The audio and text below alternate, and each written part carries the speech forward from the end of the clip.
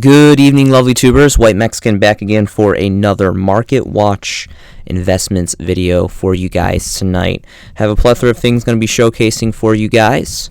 These are my personal selections, and I do hope that you enjoy. Getting things kickstarted tonight is going to be the Transmigration Prophecy. This is the ultimate rare version. Dawning on a Strike of Neos. This card's actually going for some really great money. So it's pretty much just a standard recycle factor card here. It's got some nice cardboard on cardboard action for the artwork. You can't really see. This is a terrible picture. It's like super dark. It looks a lot better in person. Starting market price for this, unlimited lightly played is 26 bones. First edition lightly played goes all up to 34 bones. If you want a near mint first edition, it's going to go all the way up to 51 bones. And there's really not a lot of availability, not really much of fat stacks at all here. And there's only 2 pages of availability for this on TCG platform. So interesting enough on that. Next is going to be Mind Control, specifically the gold rare ultra rares out of Gold Series 2008. So 2008-2009 Gold Series actually did Gold Series right. It's just like a tint, like a sprinkle of dust gold on the card. It looks really, really great. I love the artwork in this. There's different versions, a lot of different commons. There's a ultra rare from one of the legendary collections, and there's also a game promo super rare. But my personal player preference is this is my favorite version, so this is the version that I chose to showcase tonight. Near mint lightly played is going to start about 3 bones before you factor in shipping. These are all pretty much 1 stacks, and there's only 3 pages of availability, so kind of interesting enough. I definitely think this card holds up. It's currently at 1 for good reason. This card is really, really good, and I long for the days that we get Change of Heart. It's still not seeing the light of day off the ban list, but we did get Snatch and Steal for one format, but then it got immediately banned again, which was really sad. It was a sad day in Mudsville. Next is going to be Lucent, Netherlord of Dark World. This is a super rare solo print, dawning out of Primal Origin. Still, to the date, this is a solo print. Primal Origin is a relatively old set by now, and this is the only print. This is the only version that you can get here. I'm a huge Dark World fan. This card is not really a big deal. I mean, it just goes, it's a level 6, an extra 100 attack compared to Silver and Gold, but the artwork is really cool, and again, because it's a solo print, it's holding some pretty fat price points here. So starting market price, lightly played first edition, is going to be roughly around 10 bones before you factor in shipping, roughly around the same for near mints. There really isn't much of stacks. There's a 4-3 stack here for the first page, and that's pretty much it for stacks. And then there's 3 pages of availability for this on the market. Next is going to be Hieratic Sundragon Overlord of Heliopolis. So there's 2 secret prints of this. I want to say, I think it was the 2012, one of the 2012 variant tins produced a secret rare promo, which is pretty good money too. I think that's going for like 7-8 bones right now. This is the OG prints out of Galactic Overlord, and this is just an amazing rank 8. I love XYZs are my favorite extra deck mechanic monsters, and rank 8s are like some of the most blowout XYZs are rank 8, and I'm just a really big fan of rank 8s. And this card is just, it's got amazing artwork. I love like the fiery orange and gold. It just looks really, really great. And this effect is awesome. 3K beater, so a lot of great stuff going on with this card. Lightly played unlimited, starting market price is going to be 9 bones. First edition lightly played is going to be roughly around 10-ish bones.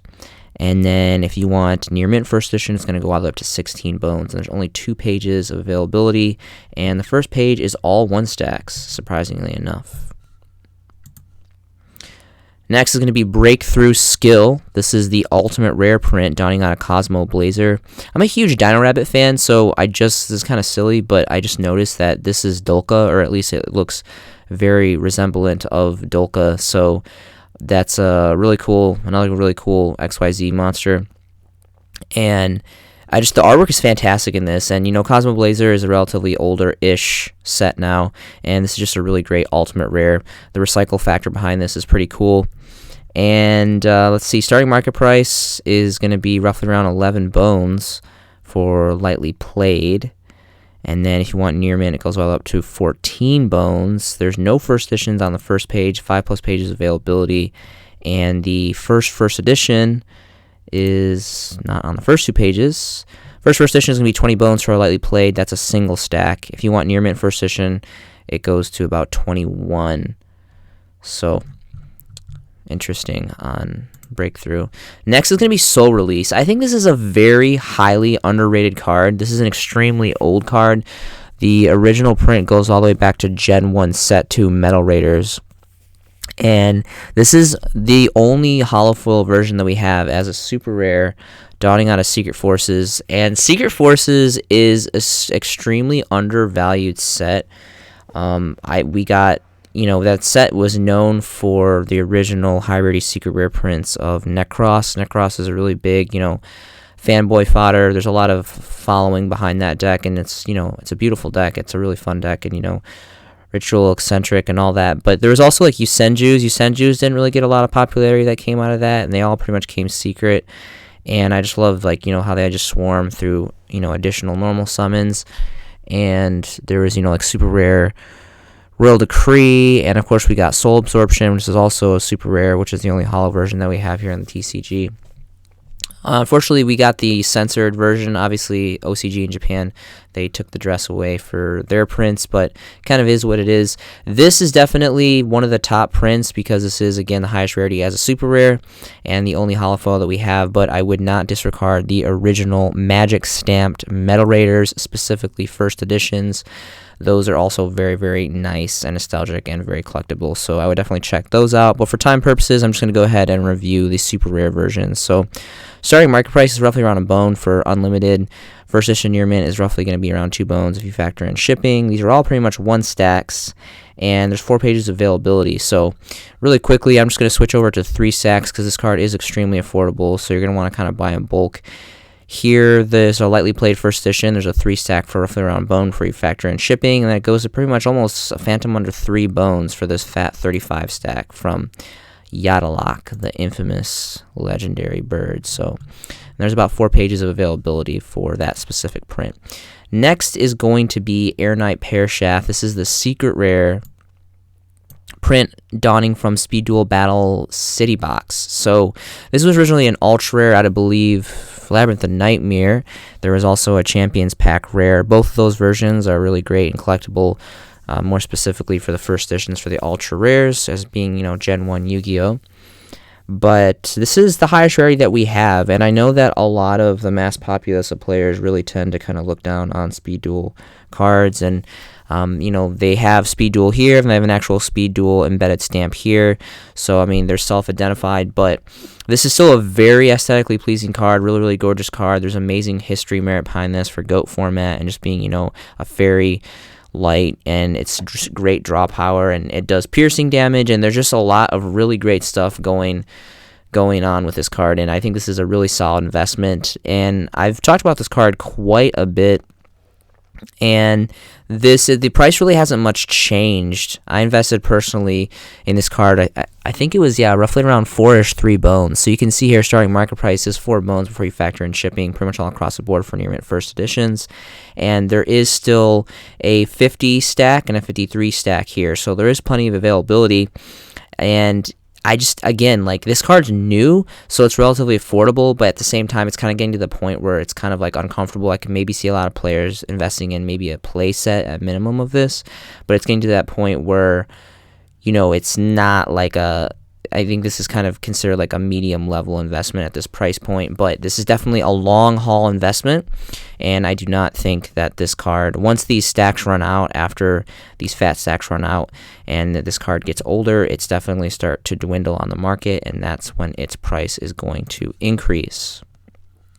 Next is going to be X-Saber Dark Soul. So first of all, this has amazing artwork. I love the cloak, the Death Scythe, and Shining Darkness is a very old set. Of course, this is the ultimate rare version, highest rarity, and X-Sabers, I think it's safe to assume X-Sabers is a relatively old decor. It's definitely up there with Black Wings, and I wasn't playing the game during this era. This actually, there was a few players that were still playing this right when I came back in the game in 2011, so this but there's definitely a lot of fanboy fodder to this, and that there's a lot of pretty hardcore players that enjoy this deck a lot, and it's just kind of an old school decor, and they got some pretty good prints. So starting market price for this lightly played unlimited is roughly going to be around 19 bones. Near mint is going to go up to 25 bones.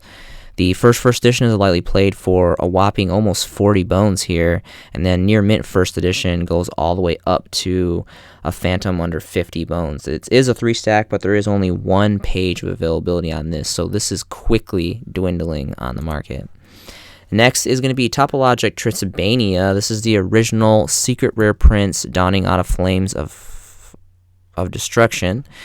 And this card has pretty cool artwork. I don't know, like, if you guys, I know it wasn't the first one, but me, like, I'm a 90s baby, so, like, my Gen 1 version of Metal Gear Solid was the version for PlayStation 1, and at the end, you actually play this boss called Metal Gear, and it's, like, it kind of reminds me of this. I don't know, it reminds me of Metal Gear a little bit. Like, obviously, this isn't as, like, badass looking as Metal Gear, but with its limbs looking all, like, kind of like Venus flytraps, and it's kind of tripping me out. But this is a really underrated card.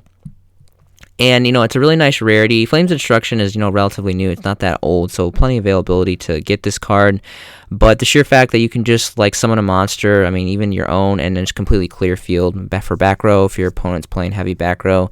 And not only you can clear back row, you can also burn him for some damage, and then it also doesn't even destroy the cards, it removes them from play. So, you know, there's going to be no recycle factor behind those for the most part, and it's going to be really, really great. So, near mint, unlimited is roughly going to be around 3 bones, free factor and shipping. First near mint first edition is roughly around the same price, 3 bones. And there's plenty of availability here. So again, I just wanted to kind of put the spotlight on Trisibania because I think this is a really underrated link card. Next is going to be the infamous, the legendary Thunder Dragon Colossus. Of course, this is banned, and we are in ban list preseason. We should be getting a ban list sometime this month. And this is definitely, you know, with hype, been increasing in value. The artwork is just amazing. I really, really like Thunder Dragons in general. I specifically chose to showcase the secret rare original OG prints dawning out of Soul Fusion as opposed to the OTS Ultimate Rares, because the Ultimate Rares, they do look very, very nice. They definitely printed Ulti Colossus really, really well. And, you know, it's just too expensive. It's very expensive, and it's a very good card. And when it gets lifted off the list, it's just, you know, White Mexican Theory, everything gets lifted off the list. It's just a matter if Konami decides to errat the cards or not. And, you know, it goes without saying when Colossus comes back, it's going to increase exponentially in value. But I just really have a thing for secret rares. And, you know, for the longest time, these first edition original secrets were like 10 bones, 9-10 bones. And that's actually when I picked up my copies. Now, obviously, with the hype of the ban list, this is the worst time. I don't recommend picking this card up right now. When the ban list drops, and if this card isn't on the list, I would wait about like a month to a month and a half after the ban list, and then this card will go down tremendously, and you'll be able to get a really good price point on it. So starting market price for this is going to be around 10 bones here. These are unlimited, so they're pretty much rendered useless. I highly recommend you guys invest. I personally invest in first editions exclusively, about 99.9% of the time. First edition is a lightly played here, and it's, you know, almost 13 bones. Near mint first edition goes up to 15 bones, and again, these are all 1 stacks except for this 2-stack. And there's only 3 pages of availability, so something to consider. I mean, obviously, it's really late in the game to be looking at this. You guys should have been looking at this like a long time ago, like well before the ban list. But, you know, it always has time to, you know, come full circle, and other opportunities arise at a future date. So next is going to be Draco Berserker of the Tinny. This is the prismatic secret rare reprints out of the 2020 Tin of Lost Memories. So the 2020 Tin of Lost Memories did some fantastic reprints. They took a lot of, you know, crap ultra rares and made them prismatic secret rare, which is just gorgeous, and they're all extremely affordable. This card is a standard.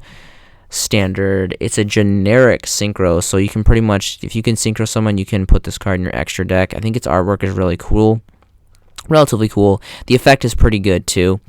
And it's a 3K beater. It's a generic 3K beater. It's got a relatively solid effect. And again, you know, just like rank 8 XYZs at rank level 8 synchro monsters are also my favorites. So really cool stuff. I just think there's a lot going on with this card, and it's just insanely affordable. It's pretty much a bone all across the board. Near mint first editions for days, 5+ pages. So definitely something to consider.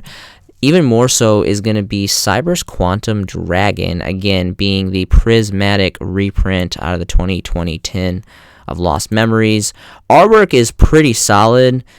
I do like the artwork a lot. Obviously, prismatic secret rare is just gorgeous, and the sheer fact that this is like has a built-in Compulse doppled with a sub BLS effect that it can swing twice in one turn, and being that it's a 25 beater is really good. Unfortunately, it's a level 7. I really wish that they would have, I mean, I don't know, again, I just really like level 8 synchros, so I mean, unfortunately they made it a 7, but I mean, it kind of is what it is. So even more so with this card, it's just a lot going on, and again, the best thing about this is just insanely affordable.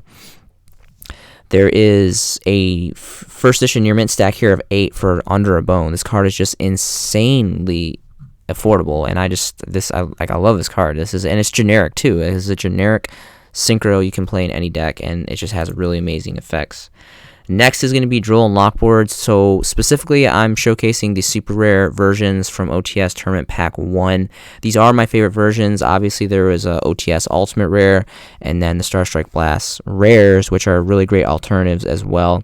The Ultimate Rares are just insanely carry a very, very heavy, fat price tag, and they look great. They're just, I personally don't play with high rarity stuff. I definitely collect in high rarity stuff, but I would much rather invest in a super rare and play with this super rare as opposed to the ultimate rares. But the ultimate rares are definitely going for some great values. But we're gonna go ahead and get into some price points here. Near mint unlimited is going to be, they're all unlimited. You don't have to concern yourself with first edition because this is OTS. There is no first edition. It's pretty much 13 bones. There's a 13 stack here, and it continues to kind of trickle up as you go on, and then bottoms out to about almost 20 bones. There's some cool European ones here. There's a German and Italian, so these actually are really nice. I really like foreign cards, so it's pretty cool. You can have your choice between European German or European Italian. Only 2 pages of availability on this, so really, really great stuff with Droll.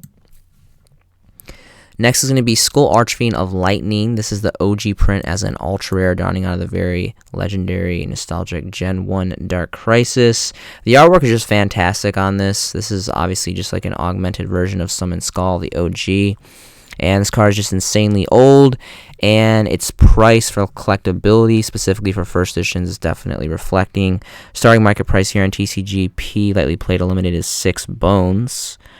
Near mint is roughly around 9, and for the first edition is a lightly played, it goes all the way up to 30 bones. If you want near mint first edition, it goes all the way up to 73 bones. So again, there's just that huge differentiation in price between not only unlimited and first edition. Now we have first edition lightly played compared to first edition near mint is just exponential growth. And there's only 3 pages of availability for this card. Next is going to be Archfiend Harris. So I really like the artwork a lot. Unfortunately, we don't have a hollow foil version of this. Both versions, I believe, are rares. This is the OG dawning from Judgment of the Light. And I used to use this back in the day to actually search out when I was playing old school Dark Worlds back in the day with like Gates of the Underworld and all that.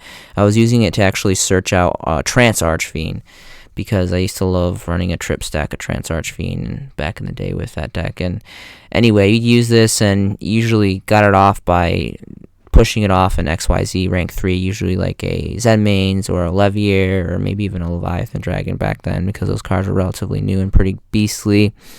And this card, relatively cheap. It's roughly around 2 bones for unlimiteds. Near mint first edition is again like around 2 bones. And there is about 4 pages of availability. And that's the biggest thing, is I just really, really like the artwork on this. I'm a really big fan of Dark Fiends. Next is going to be Psychic Overload, specifically the ultimate rare dawning from the Duelist Genesis. So really amazing transition history merit on this card.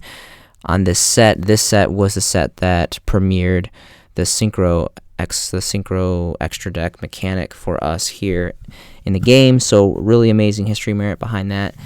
Major transition set, and the artwork is pretty cool. The recycling factor is amazing behind this. You basically push 3, draw 2, and there isn't really like a big predominant psychic deck really out. The only thing I can really think of that's like really popular is maybe like some of the TGs and maybe like Cosmos. I don't know. I think Cosmos for the most part is heavily dominated by psychics, so I'm just not really sure. There isn't like really like a big mainstream like full-on psychic based deck that's like really competitive, so that's kind of why this card has struggled. But this card is very old, high rarity of ultimate rare, and really great recyclability factor on it, and draw power is key. I mean, White Mexican Theory, you need draw power for everything in this game. So starting market price is going to be roughly around 2 bones for Lightly Played Unlimited before you factor in shipping. There's no first editions on the first page. There is 5+ pages of availability of this, and the first editions are going to be, there is a Lightly Played first edition here for 10 bones. Unfortunately, it's a 1 stack. And then if you want near mint first editions, it's going to be a little bit of a deeper dive. We're going to have to go through here. First near mint first edition goes up to 25 bones. So again, there's that influctuation of exponential growth in value from Lightly Played to near mint. Next is going to be the 2002 Secret Rare promos of Summon Skull. So this is my all-time favorite version of Summon Skull. Obviously, Summon Skull has amazing collectability value with its ties to Yami-Yugi and Gen 1 anime, and it's just got really amazing artwork. And the Secret Rare hollow coils in this card for like Gen 1 Yu-Gi-Oh stuff, 2002 was the, Gen 1 of the collector's tins. Really, really great stuff. And let's go ahead and look at some market prices here. Lightly Played is going to be about 41 bones. Near mint is going to be about 72 and a half bones. And there's only 2 pages of availability here, and it bottoms out at 100 bones towards the bottom of the first page. So obviously just amazing aesthetics, amazing connection, merit, and a really great collectability value behind Summon Skull. Next is going to be Upstart Goblin. So I don't want to sound like a broken record, but I feel very compassionately about this investment. I'm specifically talking about the super rare reprints dawning out of Secret Slayers. There is also, I think it was Legendary Collections 4. It was either Legendary Collections 3 or 4, which I have nothing but praise for those sets. There's like my all-time favorite Legendary Collection sets. A lot of amazing card selections and really great rarities. Specifically, if you're going to go for the ultra rares, I would definitely invest in first editions exclusively. And also alternatively, there is the original Generation 1 Set 3 Magic Ruler, not Spell Ruler, Magic Ruler first edition prints with the actual magic card stamps in the corners, which look really, really great. There's also the Turbo Pack original super rares, which are very expensive. They're like 38, 40 bones right now, so that's why I highly recommend that you guys opt to invest in the updated version, the second super rare print that we got here with, the actual spell attribute being hollowed out here in the updated foiling. Looks really, really great. This card's obviously at 1, and yeah, again, my White Mexican Theories, everything comes off the list eventually. And, I'm just very much a advocate of, running a 37 card deck, essentially, when this gets lifted to potentially 3 or even 2. And, now it's at 1. And pretty much exclusively, like everything, like all the decks I pilot, I pretty much always pack at least this, and usually, depending on what I'm playing, sometimes even One Day of Peace as well, just to kind of have that augmented draw power. Deck filtering, or deck thinning, I guess I should say, would be the more appropriate terminology. But so this card's pretty much 2 bones. It's 2 bones all across the board, and that's pretty much where it stayed at. It really hasn't changed. I mean, we're coming up on the year anniversary of Secret Slayers, and this is pretty much maintained at that, $2-ish, $3 point. I invested very heavily in this right when Secret Slayers dropped, and bought in very high bulk capacity for first edition near mints, and that was pretty much what I paid, was roughly around 2 bones. So the market price hasn't really changed in almost a year. There's 5+ pages of this card, but again, Secret Slayers is not even a year old. It's still relatively a very new set, and this is definitely a long haul investment. It's going to take a long time for that card to go up, but I do know 100% it will go up eventually. Next is going to be the 2003 Collector's Tins versions Secret Rare of the infamous Jinzo. So this card is a Royal Decree on legs. Obviously, it has amazing history, connections, ties with Joey Wheeler and the anime, Gen 1 anime. And this is just one of the, OG beast machine monsters. Really, really awesome. Amazing rarity, amazing artwork, amazing effect, and this is insanely old, so it's definitely going for some great collectability value. Starting market price for lightly played near mint is roughly around 10 bones. Then it goes to about almost 15. If you want near mint, there's 5 pages here of availability. If you want near mint, it's not going to be on the first 2 pages. Or, okay, the first near mint here is going to be 27 bones. So not terribly expensive. Definitely a uncomfortable price point, seeing how this card usually, like, it used to be not even that long ago, like maybe like a year ago or so, it used to be like around 3-5 bones, maybe 8. So it's definitely had some exponential growth as, you know, the education has been pushed out and people start to watch more of these market watch videos and all that. There's definitely been, you know, several attempts at buyouts with variants of cards, so it's good though. I'm really happy that people are making moves and they're putting their money in the right places. So next is going to be Monster Reborn. This is such like an amazing, infamous, classic Gen 1 card. Obviously, we have the original Magic Stamp LOB versions, Gen 1 Set 1, which are just going for insane value. But there is so many like amazing prints of this. Specifically, you know, there's the secret rare from Battles of Legends, which are really great, obviously for like the first editions, and then there's all the prismatic secret rare promos from the 2019 Gold Sarco tins, which are really cool. We have ideally, I mean, honestly, I'm not gonna the best one in my opinion is obviously the original Magic Stamp, you know, LOB ones. These are like ungodly expensive and very, very difficult competitive to get first edition. So I personally only own Unlimiteds that I got a very long time ago. But even the Unlimiteds, if you have lightly played or better condition, they're still going for really good value. This and Dark Hole are definitely like the MVPs for Magic cards. And of course, obviously, Regeki out of LOB. So, but alternatively, you know, if you don't want to spend that much, invest that much into the original prints, I think that the Secret Firsts and the Prismatic Secrets promos are very, very nice as well. And this is such an insanely good card. You know, it's lit at 1. It's hit at 1. I mean, it's limited at 1 right now. It's a really amazing card, but it's just so hard to fit room even for this card. At times, and unfortunately there's just not a lot of players that run this card, and it's not Monster Reborn's fault. It's a phenomenal card. It's just really hard to find room sometimes. Next is going to be Tour Guide from the Underworld, specifically the Starfoil. So of late, I've been kind of going on a campaign trying to push out some awareness and education on how, you know, my white Mexican theory is basically Starfoils, not Mosaic Rare, more so specifically for Starfoil rares and the Shadowfoil rares from the Star Packs. It's basically like what I consider an augmented version of Dual Terminal. Dual Terminal is another really great whole campaign I have that I feel very, very compassionate about. You know, it's been discontinued for several years, and it's, you know, easily bleeding its way quickly into the collector's market for a lot of variant cards. And I really think that these Star Foils and these Shadow Foils from these Star Packs and Battle Packs and all this stuff are gonna follow suit because they look really good. And, you know, this is it's Tour Guide, and Tour Guide's really awesome. I mean, the biggest ones for me is for collectability purposes. So like my number one selections is Tour Guide and Injection Fairy Lily, specifically for the Starfoils. But there's a lot of really amazing cards that are still very, very affordable. So I definitely recommend, you know, you go through and you can do like an advanced search, and you can specifically search for Starfoil cards, and you can just go through and like go from like lowest to highest, and just, you know, buy in bulk, and, you know, just buy them up, because, you know, who knows if Konami's going to make more or not, but they definitely are aesthetically pleasing, and I definitely think that they're going to, for certain selections, are going to go right into the collector's market. So starting market price for this is going to be like, you know, lightly played first edition. Again, you have to be careful because there is, you know, there is unlimited, so you always want to go first edition for this set.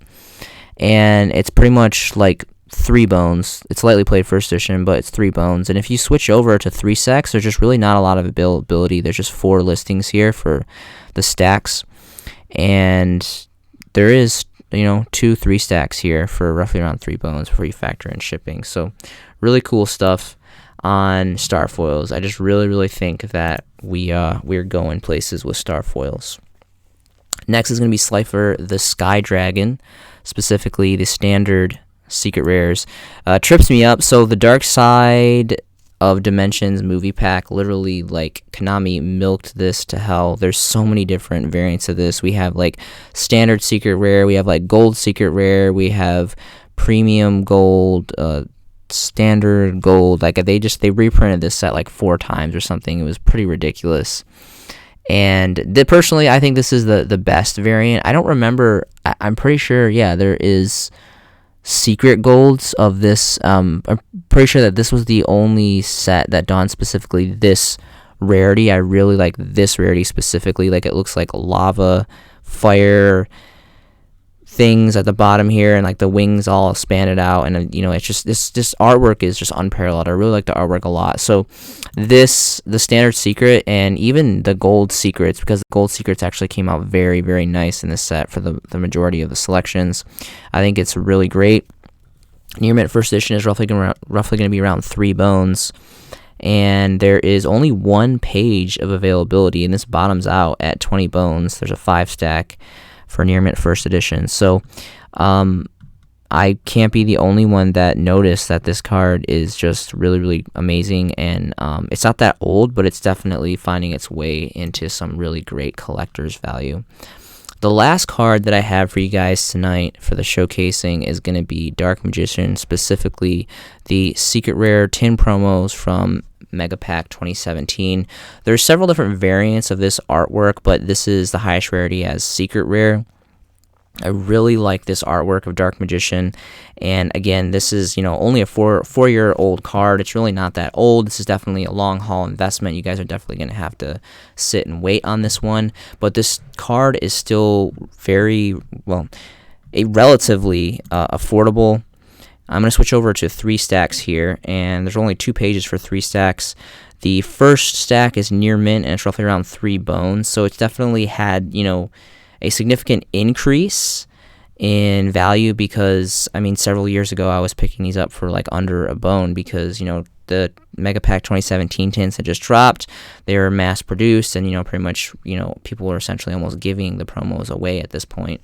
And if we see with trendings, tin promos tend to, it takes a very long time, sometimes like a decade or 2, which is insanely long time to hold investment. But, we look at the Gen 1 Secret Rare promos from 2002, and they're just like all very, very, very, very well off in great collector's value. So completely up to you guys on that. Link below is going to be to my Facebook. I would love if any and all of you guys added me, messaged me. I would love to talk to you guys about anything Yu-Gi-Oh related. Yu-Gi-Oh! Has been part of my life for 2 decades. I feel extremely compassionate about this game.